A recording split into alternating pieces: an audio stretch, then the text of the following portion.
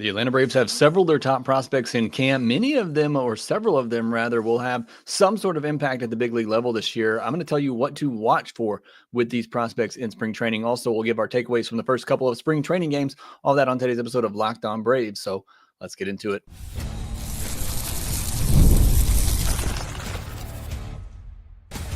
You are Locked On Braves, your daily Atlanta Braves podcast, part of the Locked On Podcast Network, your team every day.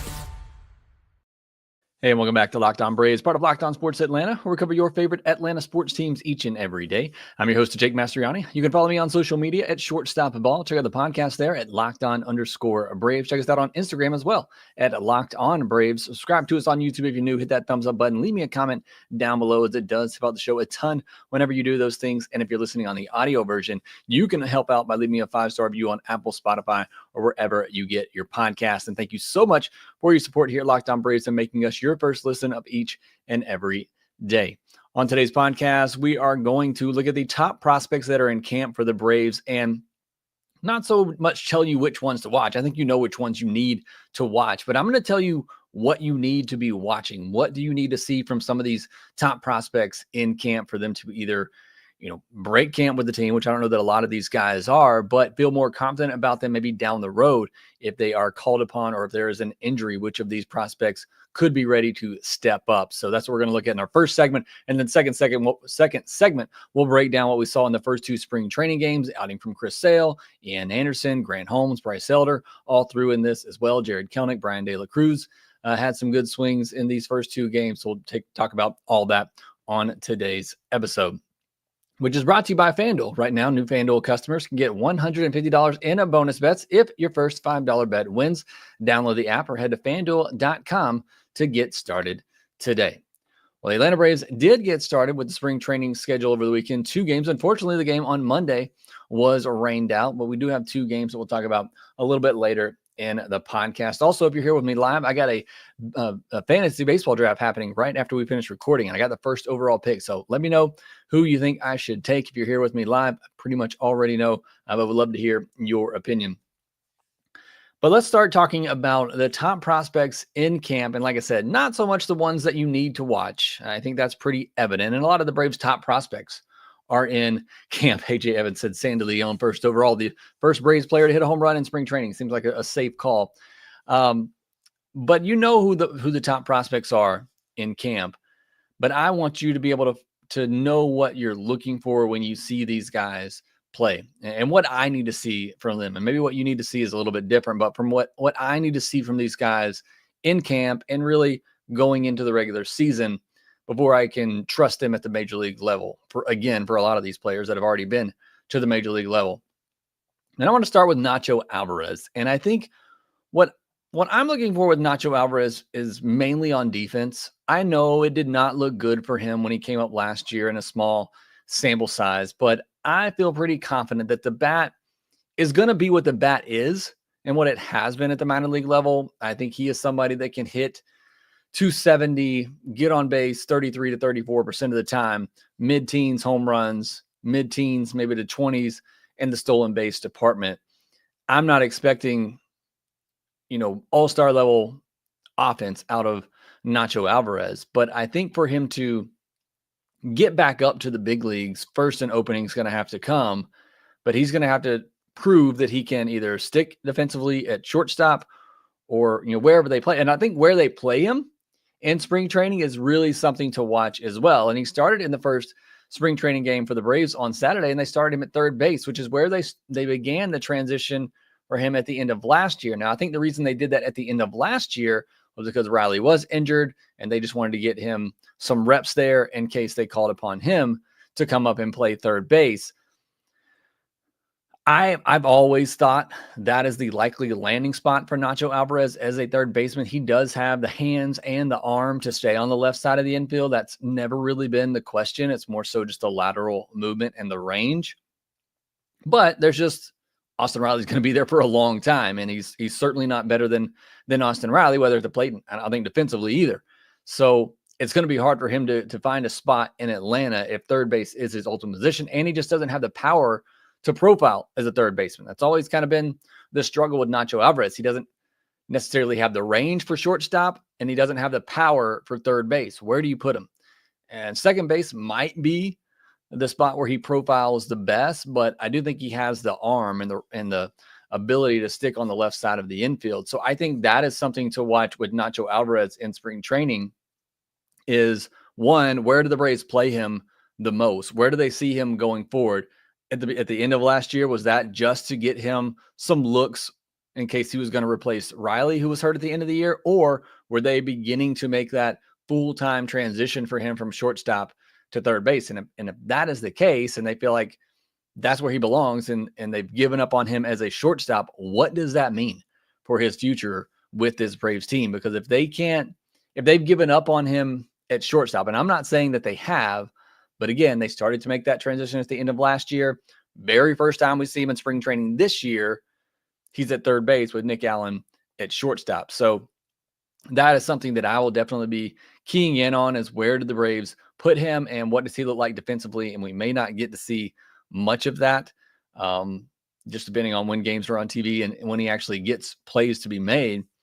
But that is something I'm watching for Nacho Alvarez. I'm not going to be so much focused on the bat for Nacho, because I feel pretty confident in what that can be and what that's going to look like at the major league level. But I think the key for him getting back up is proving that he can play defensively, whether that's at shortstop or anywhere else on the infield. For AJ Smith-Shawver, how much of a look does he actually get is the first thing that I'm watching with AJ Smith-Shawver. Benjamin Lee says, I want to see AJ Smith-Shawver take a step forward.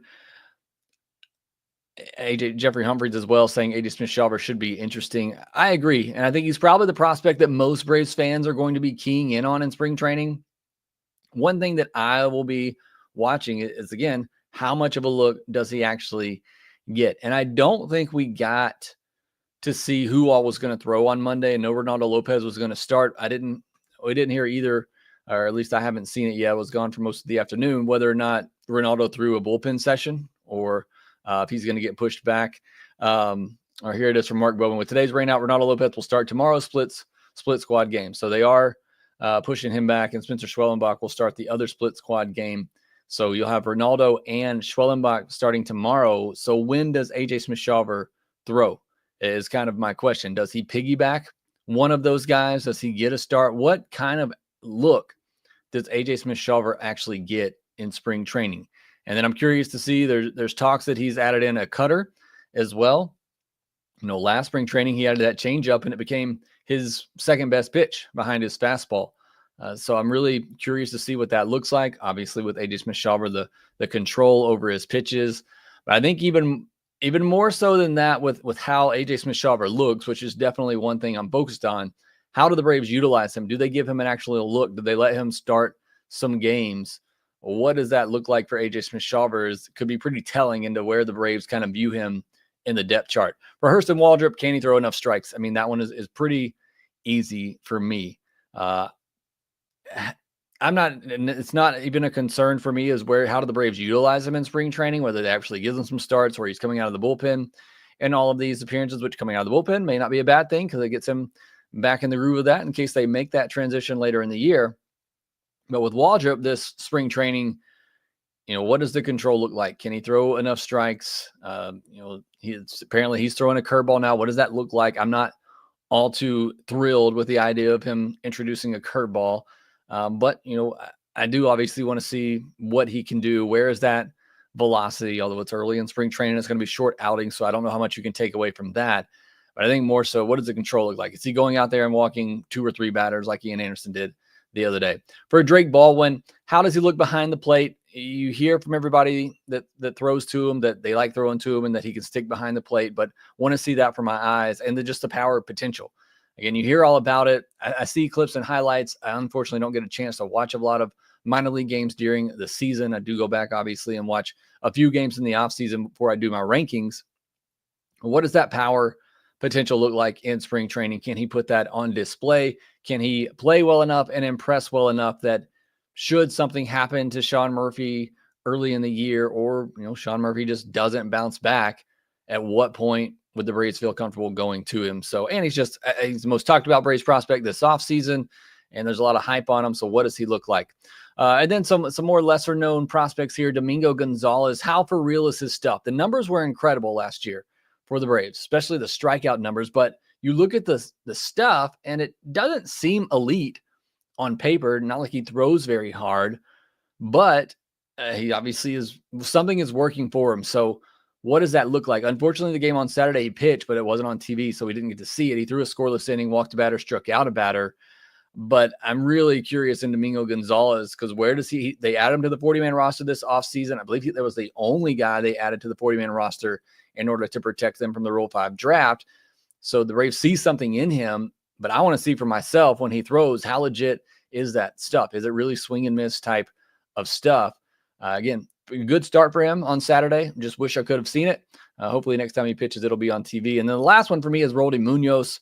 How much of a look does he actually get? He's somebody that I was impressed with last spring training, throws really hard, a lot of strikeout potential. Can he throw enough strikes is the question with him. But I think he has the potential to be a really solid setup reliever for the Braves at some point. Don't know if it will be this year, but really interested to see what he looks like in spring training and what kind of a look they give him. So those are some of the top prospects for the Braves in camp, what you need to watch for. Let me know in the comment section below what you are watching for with these guys. All right, next we'll get into our takeaways from the first two games. I had written down the first three games before Monday's game got rained out. We'll talk about Sale, Bryce Elder, Ian Anderson, Grant Holmes. We'll do all that here next.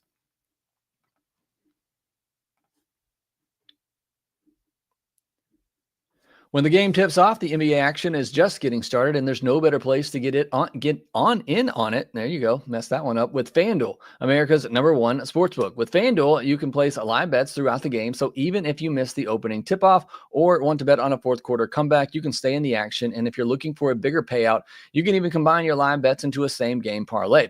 Right now, new FanDuel customers can get $150 in bonus bets if your first $5 bet wins. Just visit FanDuel.com to join today. That's FanDuel.com for your shot at $150 in bonus bets. You can go over to FanDuel.com as well and look for NBA Finals projections and odds. You won't see the Atlanta Hawks out there. I honestly gave up on them months ago, but it sounds like they're still in a sad state. But if you want to look ahead to the Major League Baseball season, they have World Series odds out there, which are much more favorable for the Atlanta team.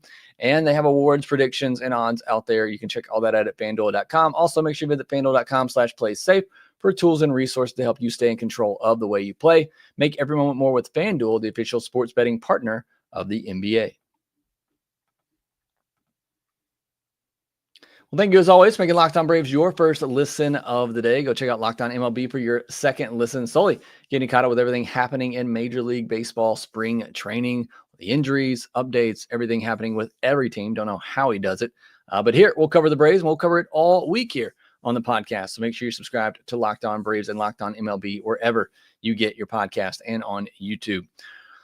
So we did get the first two spring training games for the Atlanta Braves over the weekend. Results weren't great, but it is spring training game. We won't get caught up in that. Sale did throw two perfect innings there, so that's great to see. You know, obviously he is just getting it's really just great to see that, first of all, Chris Sale is healthy after the way that last year ended, and to see him be the first one out, you know, to get through two innings, feeling good. That's what's really important here. So great to see that for Chris Sale. Not worried about the lack of strikeouts or anything like that. Even the velocity for Chris Sale, which I don't think was too off. I think he was 94, 95 at times. I think was what he topped out at 95. So nothing to worry about there. Only 21 pitches. So was really just kind of pitching to contact in this one, throwing strikes. And that's great to see for Chris Sale. He was followed up by Bryce Elder, who went 2 innings, 1 hit, no walks, no earned, 2 strikeouts. Kind of the forgotten guy for that 5th rotation spot. We've talked a lot about Grant Holmes and Ian Anderson being the favorites for those final 2 spots out of spring training. We talked about AJ Smith-Shawver being the guy to back them up if one of them were to falter or get hurt. Nobody's really talked about Bryce Elder, and for good reason. He hasn't been good since the second half of 2023. But, you know, a good showing in spring training and into the start of the season could move him up the depth chart a little bit and make sure that he gets an opportunity at some point. He likely will get an opportunity at some point this year. You need a lot of starters to get through a season. So Bryce Elder, you know, good start for him in spring training. 2 innings, 1 hit, no walks, no earned, and 2 strikeouts. Aniel Perdomo made his debut with the Atlanta Braves in spring training through a scoreless innings. No strikeouts there for the lefty. Dylan Dodd, 1 inning, 3 hits, no walks, 2 earned, no strikeouts. Again, it is spring training and it is early in spring training. Should never read too much into stats, but Dylan Dodd just has not been that guy since 2 spring trainings ago where he really came on the scene. Everybody was hyping him up, myself included, going into the season. He looked like somebody that could be a real solid middle of the rotation type of starter.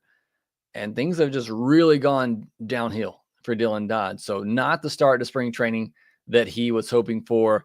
My guy, Jordan Weems, who I liked, for a bullpen candidate until they got Buck Farmer, who I think is the favorite for that last spot right now.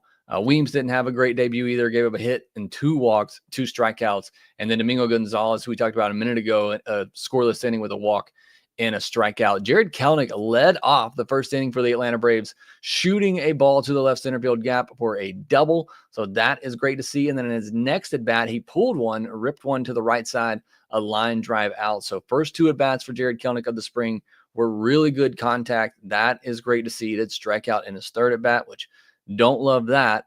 But good to see some good contact early on from Jared Kelenic. And then Nick Allen had the lone RBI in that game. He pushed one the other way. Again, I think he's the favorite for that final bench spot. Cairo did back him up at shortstop. He's a Rule 5 pick. The Braves don't keep him, would have to send him back. So he backed him up at shortstop. And I think that's the main takeaways from game 1. Drake Baldwin did get 3 at bats, was over 2 with a walk. Nacho was over 2, got a couple of bats, but nothing really else noteworthy. Carlos D. Rodriguez was 1 for 2 in that. Again, I don't think he's going to be in the outfield mix, at least not to begin the season. But outside of that, nothing really to take away from the game on Saturday. As far as the game on Sunday, a 4-2 loss. We already mentioned MVP favorite Sandy Leon with the Braves' first home run of spring training in that game. Eli White led off in that game, went 1 for 1 with a walk as well. But what is most noteworthy for Eli White in this game, he was starting second base. Obviously, we've already talked about how the Braves are going to try to put him on the infield to help out the versatility, his versatility to increase his chances of being on the roster. And if you did watch that game, you saw him make a fantastic play. And now you're going to get to hear me nerd out on some defense for a minute, because there is a lot instinctively in this, and it's why I can't fully trust the analytics. Because what Eli White does in this play, at least to my knowledge, there is nothing analytically in the data out there that can prove what took place in this play from Eli White. And if you're watching at home, maybe you didn't see much of this, but just for a guy who loves defense, is a nerd on the defensive side of things, he's playing second base, ball hit in the hole to his left. 99% of the time, a second baseman's going to get to this ball. The runner on first, by the way, set that up. Runner on first, ball hit between first base and second base. Second baseman's going to his left. Obviously, that's on his glove hand side. 99% of the time, the second baseman's going to get that ball, take the easy out at first base, and let the runner get to second. But because of the way that Eli White had to catch this ball, he kind of caught it and spun. And so his momentum, or the way, not necessarily his momentum, but the way that his body was positioned when he caught the ball, he was actually looking at second base. The reason that 99% of the time that ball goes to first base is because you're catching it and your body and all your momentum is going towards first base. It just doesn't make sense to turn your body and then try to throw to second. You're not going to get that runner. But he just instinctively, and again, this is what I don't think you can tell in the data when you look at some of these analytics, because of the way he caught that ball, he was actually facing towards second base. I'm not necessarily saying it's an easier play. He still had time to turn and get the runner out at first. But because he's already facing second base, he just throws the ball to second base because that's the way that he was positioned. And it's just such a smart, he have the arm to do it as well. And being an outfielder, he does have the arm to get that done. But I just thought that was a great instinctive play by Eli White. And it's one of those plays that I point out all the time that the analytics just aren't going to pick up. And I thought that was very key for Eli White, who's trying to, again, show his versatility and why he should be on this roster. And I think he's the favorite, along with Nick Allen, to get those final 2 bench spots. In game 2, Ian Anderson obviously started that game. Inning and 2/3, 1 hit, 3 walks, 1 earned, 1 strikeout. Not a great first outing from him. Look, the control wasn't good if you watch that game. But I will say, Braves could have used the challenge system in that game. I thought Ian Anderson got squeezed on a couple of calls that probably would have taken away at least 1, if not 2 of the walks. So I give him a little bit there. But even with that, the control was not great. And what was crazy is that he was changeup. He had no real feel for the changeup either. And that is the crazy thing with Ian Anderson. You expect the changeup to be there for him, and it just wasn't. The slider, I actually thought looked pretty good, and I thought it was the pitch that he landed consistently, most consistently. But it's still kind of the same things from Ian Anderson that we saw a couple of years ago. It's the fastball command, and in this start, he just didn't have control of the changeup at all. I mean, he was spiking it 40 feet into the ground. It just wasn't there for him. So not a great first outing for Ian Anderson. Not what you wanted to see for a guy who struggles with control and walks to walk 3 batters in an inning in 2/3. But like I said, he did get squeezed on a couple of those calls that in those at bats where he ended up walking hitters. Grant Holmes followed him, gave up 2 hits, no walks, 1 earned run, and a strikeout. He gave up a home run to Junior Caminero, who has been hot all offseason, and that continued into spring training. A slider that kind of backed up on Grant Holmes, and he hit it out very far to left field. But outside of that, I thought Grant Holmes looked really good. I mean, if you were just judging who should be the 5th starter on this game where you saw Ian Anderson and Grant Holmes, I would definitely go with Grant Holmes. I thought he clearly looked like the better pitcher. Daysbel Hernandez had a bit of a rough outing, 1 hit, 3 hits, 1 walk, 2 earned runs, and no strikeouts. Certainly not a great look for somebody that we are really counting on to become a big part of the bullpen. But again, just 1 outing. And I watched the game and I watched Daysbel throw. I thought he threw the ball okay. Some of that was, I don't know, say it was just weak contact. There were certainly some weak contact in there as well. It was some bad luck, but he certainly didn't look sharp. But it's his first outing of spring training. And then the rest of the bullpen did really good in this one. You had Wander Suero throw a scoreless inning. Chad Kuhl looked really good in his inning. Jason Shreve, I thought, looked really good in his lone inning. He struck out a couple of batters. And then Amos Willingham ended it with an inning and 2 strikeouts as well. Obviously, a lot of backups in at that point. But I thought Shreve from the left side, kind of funky arm angle, I thought he looked really good in that game. Nothing really notable from the offensive side in that one. You had a lot of the regulars in there, but none of them really did much of anything. And then Brian De La Cruz, had to mention, he followed up Jared Kelnick's double with a double of his own. So great to see that for De La Cruz, who's, trying to not just get the final, or get one of those bench spots to begin the season, but prove that he should be a platoon partner with Jared Kelnick and maybe get an opportunity if there's an injury in the outfield. So good start for Brian De La Cruz. Nick Allen played again in this game, back-to-back games from Nick Allen. He played at shortstop. Again, that to me kind of signals he's the favorite. 2 games in spring training. Shouldn't read too much into it, but I already thought he was the favorite going in, and the Braves are giving him plenty of looks here early on, which would tend to indicate that is going to be the case. But that's my takeaways from the first 2 games of spring training. Let me know what you saw. Can't wait to get some more of these games on TV. Hopefully less games rained out. But let me know your thoughts and questions from the first couple of games that you saw. Next, we'll get into some news where Mets having a lot of injuries here early in spring training. We'll discuss that here next.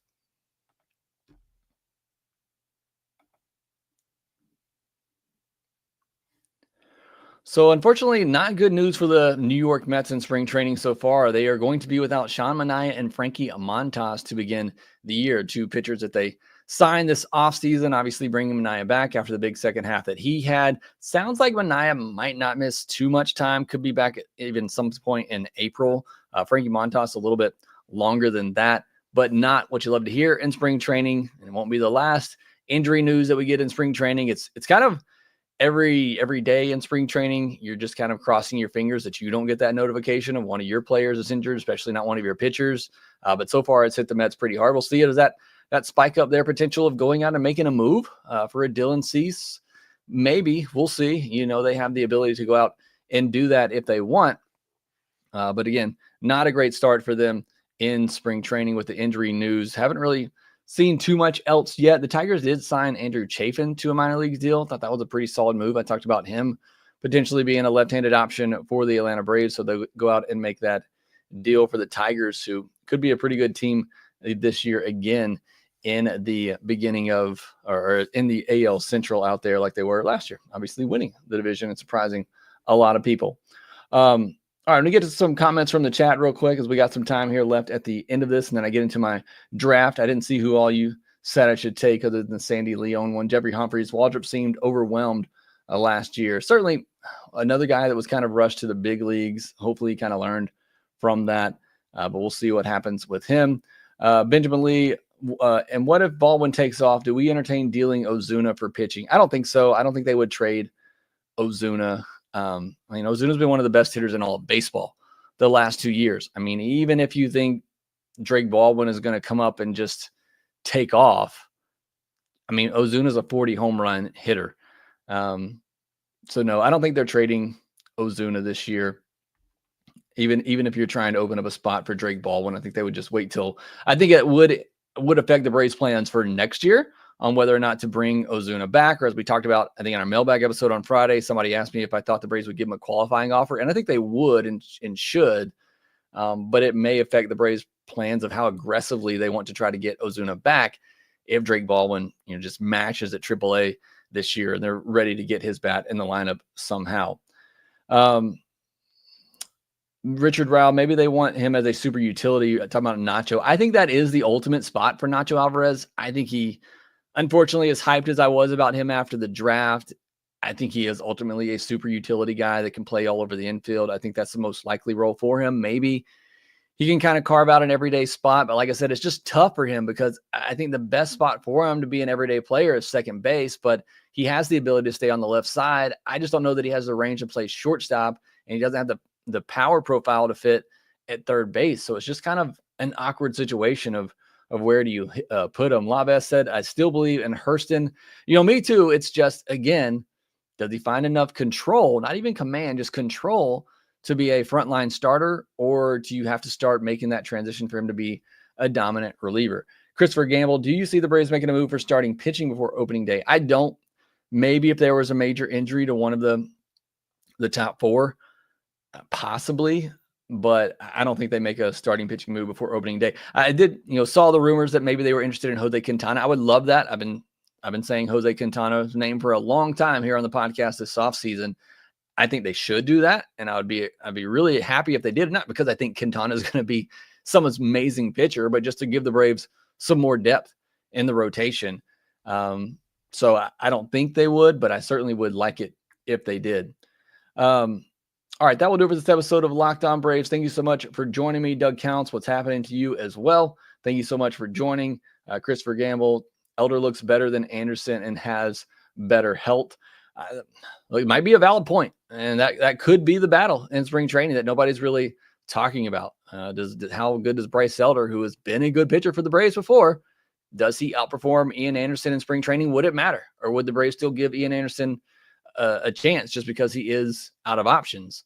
But again, at what point and to what level does Bryce Elder have to be so much better than Ian Anderson in spring training that you would give him the nod to begin the year? But that's possible. Yeah, Bryce Elder may just be better than Ian Anderson at this point. I'm not ready to say that off of 2 spring training innings that we've seen so far, but it would not surprise me. Doc's Cards, trading Marcel would be disrespectful to the Big Bear. Yeah, I don't think he's going anywhere. Christopher Gamble, offensively, Nick Allen is a better option than Arcia right now. I haven't watched enough of Nick Allen, honestly, to know.